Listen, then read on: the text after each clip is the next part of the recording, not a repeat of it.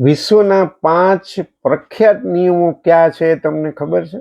બહુ ઇન્ટરેસ્ટિંગ છે, સાંભળવા જેવું છે. સાંભળજો. વિશ્વના 5 સૌથી પ્રખ્યાત નિયમો. નિયમ નંબર 1, ડનિંગ-ક્રુગર ઇફેક્ટ. એટલે શું ડનિંગ-ક્રુગર ઇફેક્ટ? મૂર્ખ લોકો પોતાને હોશિયાર માને છે, જ્યારે હોશિયાર લોકો પોતાની જાત પર શંકા કરે છે. તમારી પાસે જેટલું ઓછું જ્ઞાન હશે, તમે તેટલા જ વધુ આત્મવિશ્વાસથી ભરેલા હશો, એવું આ કહેવા માંગે છે. દાખલો તમને દઉં. જ્યારે કોઈ વ્યક્તિ સોશિયલ મીડિયા ઉપર કોઈ ગંભીર વિષય, જેમ કે અર્થતંત્ર છે, વિજ્ઞાન છે, અત્યારનું યુદ્ધ છે, વિશે માત્ર 1-2 લેખ વાંચીને નિષ્ણાતની જેમ દલીલ કરવા માંગે, ત્યારે આ નિયમ લાગુ પડે છે. આવું આપણે અનેક વાર જોઈએ છીએ, પછી ખબર પણ પડે છે.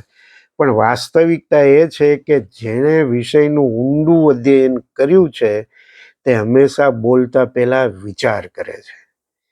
જ્યારે અલ્પજ્ઞાની વ્યક્તિ પૂરા આત્મવિશ્વાસ સાથે ખોટી માહિતી ફેલાવે છે. આ નિયમ નંબર 1 છે. નિયમ નંબર 2, પાર્કિન્સનનો નિયમ.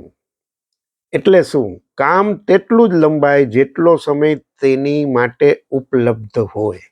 આ બહુ મજાનો નિયમ છે.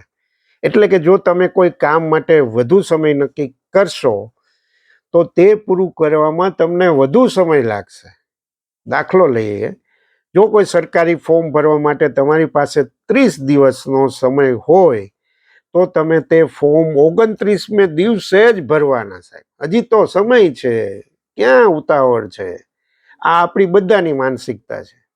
પરંતુ જો છેલ્લી તારીખ આવતીકાલની જ હોય, તો તમે તે કામ ગમે તેમ કરીને આજે જ પૂરું કરી લેશો. એટલે વધુ સમય આપો તો મુશ્કેલી એટલી જ છે. એટલે કામ તેટલું જ ફેલાય છે જેટલો સમય આપણે તેને આપીએ છીએ. બહુ મજાનો સિદ્ધાંત છે. ત્રીજો છે પેરેટોનો સિદ્ધાંત. એટલે 80-20% જે વાત છે, કહેવાનું એ છે કે લગભગ 80% પરિણામ માત્ર 20% પ્રયત્નોમાંથી આવે છે. તેથી જે વસ્તુઓ ખરેખર મહત્વની છે તેના પર જ ધ્યાન કેન્દ્રિત કરો, એવું આ નિયમ કહે છે. માની લ્યો કે તમારા કબાટમાં ભલે 100 કપડાં હોય, પણ તમે તમારા 20% પ્રિય કપડાં જ 80% વખત પહેરો છો. આ વાત તમે સાવ સાચી છે ને દરેકનો આવો અનુભવ હોય છે. કબાટ ખોલો ને તો એમાંથી તમને જે ગમતા હોય એ તમે વારે વારે પહેરતા હો છો. એટલે કોઈ પણ ધંધામાં 80% નફો માત્ર, આ બહુ મોટી ટીપ છે દરેક ધંધાર્થી માટે. કોઈ પણ ધંધામાં 80% નફો માત્ર 20% ખાસ ગ્રાહકો પાસેથી જ આવતો હોય છે. એટલે બધી મહેનતનું સરખું પરિણામ નથી આવતું. આપણે આ 20% જે મુખ્ય કાર્યો શોધવા જોઈએ, જે સૌથી વધુ અસર કરે છે. નિયમ નંબર 4, હેનલોન્સ રેઝર. આ નિયમ શું છે? લોકો તમને નુકસાન પહોંચાડવાનો પ્રયત્ન નથી રહ્યા. આપણને એવું લાગતું હોય છે કે આ માણસ છે ને મને નુકસાન કરવાના પ્રયત્ન કરે છે. તેઓ માત્ર બેદરકાર હોય છે. જે વ્યક્તિએ તમને વળતો મેસેજ નથી કર્યો, તે કદાચ ભૂલી ગયા હશે, તમને અવગણ્યા નથી. આ વાત સમજી જવા જેવી છે. માની લો કે રસ્તા પર ગાડી ચલાવતી વખતે જો કોઈ અચાનક તમારી આગળ ગાડી લાવી દે, તો આપણે તરત જ વિચારીએ છીએ કે આણે જાણી જોઈને મને હેરાન કરવા જ આ ધંધો કર્યો છે.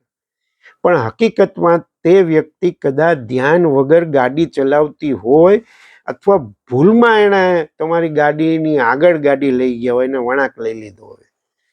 એટલે સમજવાની વાત એ છે, કોઈ ઈરાદાને ખરાબ માનવા કરતા તેની ભૂલ કે અજ્ઞાનતાને સમજવી વધુ તાર્કિક છે. અને છેલ્લો, પીટરનો નિયમ. એ શું છે? સારા કામદારો ખરાબ મેનેજર સાબિત થાય છે. બહુ મહત્વનું વિધાન છે. તમે તમારા વર્તમાન કામમાં જો શ્રેષ્ઠ છો, એનો અર્થ એ નથી કે તમે આગલા ઊંચા સ્તર ઉપર પણ એટલા જ સફળ થશો. ઘણી વાર ઘણા કિસ્સામાં આવું બનતું આપણે જોયું છે કે સામાન્ય કર્મચારીઓ હોય, પ્રમોશન મળતો જાય ને છેલ્લે બોસ થાય ત્યારે નિષ્ફળ પણ જાય. એની કોઈ ગેરંટી નથી કે સફળ જ થાય. આવું અનેક કિસ્સાઓ બને છે. માની લો કે ઓફિસમાં એક વ્યક્તિ ખૂબ સારો સેલ્સમેન છે, એ રેકર્ડ બ્રેક વેચાણ કરે છે અને તેને ખુશ કરવા કંપની એને સેલ્સ મેનેજર બનાવી દે છે, પ્રમોશન આપી દે છે. પરંતુ મેનેજર તરીકે તેણે ટીમ સંભાળવાની છે, રેકોર્ડ બ્રેક વેચાણ કરવા જવાનું નથી, સેલ્સમેનશીપ નથી કરવાની, અને એ નથી એને આવડતું. ટીમ પાસેથી કામ લેતા એક સારો સેલ્સમેન ખરાબ મેનેજર આખરે બની જાય છે. એટલે મૂળ મુદ્દો શું છે કે કોઈ કામમાં કુશળ હોવાનો અર્થ એ નથી કે તમે તેને મેનેજ કરવામાં પણ કુશળ હશો. જો આ 5 નિયમ તમે બરાબર જીવનમાં પાળો સાહેબ, તો મને લાગે છે તમે નિષ્ફળતાથી જોજનો દૂર રહ્યો અને સફળતા તમને આવીને વરે વરે ને વરે. આ 5 નિયમ ગાંઠે બાંધવા જેવા છે.